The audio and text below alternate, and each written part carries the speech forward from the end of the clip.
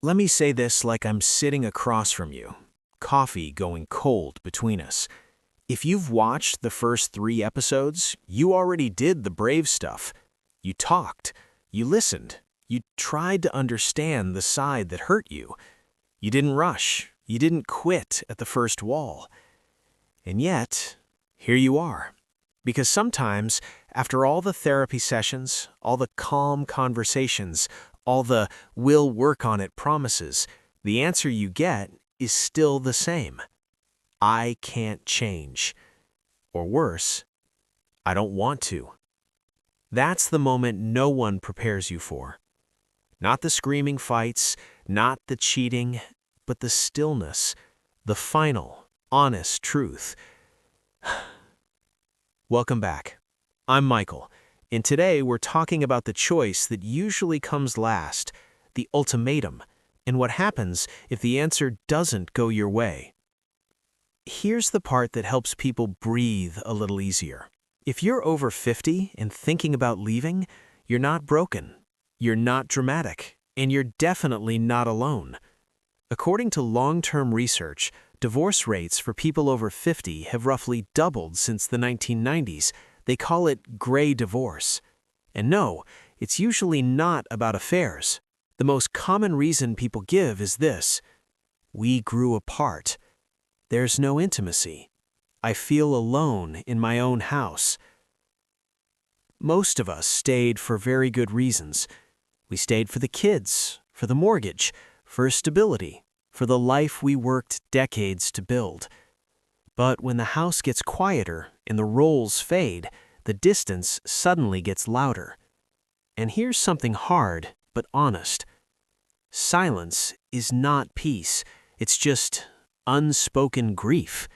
Sleeping in separate rooms, avoiding touch, avoiding real conversation, that's already a kind of ending. The paperwork just hasn't caught up yet. Now let's talk about the thing no one wants to admit out loud: money. For women over 50, divorce often means a major drop in financial security, sometimes close to half of what they once had. Years spent caregiving and supporting the family don't always show up in retirement accounts. For men, the fear looks different, but it's just as real. Alimony, divided pensions, 2 households on 1 income. That dream of slowing down can quietly turn into, "I guess I'll keep working." Generally, this is why ultimatums should never be emotional explosions. Before you draw a line, you need information, real numbers, real projections.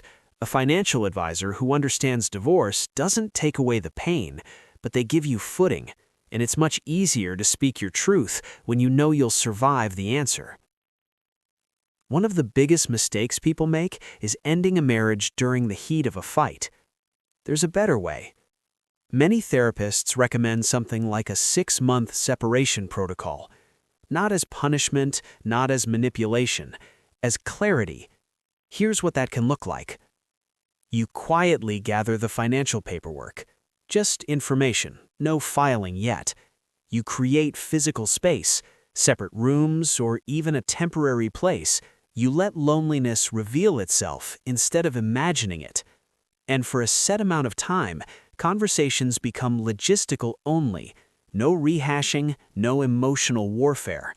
It's not cold, it's respectful. It says, "I'm not reacting, I'm deciding." Not everyone leaves. Some people choose something quieter, something harder to explain. Let me tell you about Eleanor and Frank. Mid-60s, married their whole adult lives. Frank developed early dementia. Eleanor didn't stop wanting connection. She didn't stop being alive inside. Divorce would have destroyed him, and financially, it would have ruined them both. So they told the truth. Eleanor stayed. She managed the home. She became her advocate. And Frank, with full awareness, gave her permission to seek emotional and physical intimacy elsewhere, privately and respectfully. Their marriage didn't end. It changed its purpose. Their primary bond became care, history, and protection. not passion. That choice doesn't make them weak, it makes them honest. So how do you know when it's time to go? Therapists often ask one simple question: are you staying because you love this person, or are you afraid of what comes next? There's a difference between resentment and something darker. When you dread coming home, when your body reacts before your mind does, when bitterness replaces compassion, that's no longer endurance, that's erosion. Sometimes the kindest thing you can do is set a timeline. 6 months of real effort, real therapy, real accountability, and then no more limbo. Not as a threat, as a boundary. Susan. She was 61, married for 35 years. Her husband wasn't cruel, he just disappeared emotionally.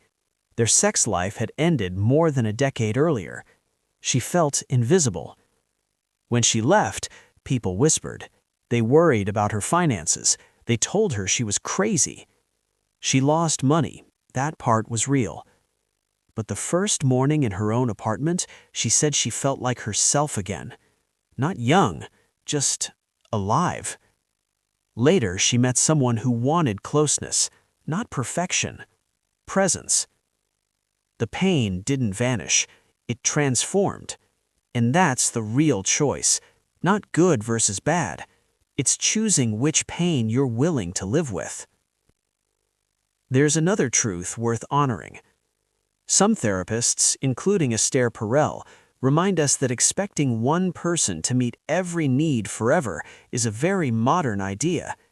After decades together, your spouse knows your story, your scars, your parents' names, your medical history. They are your witness. Leaving means losing that shared language. Choosing companionship over passion isn't failure. It can be wisdom. It's not asking, is this perfect? It's asking, is this enough?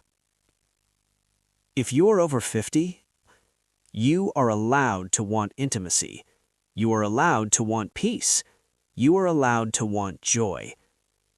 Across this series, we talked about talking honestly, about risk, about resentment, and now, about choice. Your spouse isn't the enemy, and neither are you. Whether you stay and redefine the contract or leave and rebuild from scratch, do it with clarity, with respect, with courage. I'm Michael, and if this series helped you feel a little less alone, go back and watch the earlier episodes. Subscribe and share this with someone who's standing at the same crossroads. Your next chapter isn't behind you. It's waiting. Thanks for watching Aged and Confused.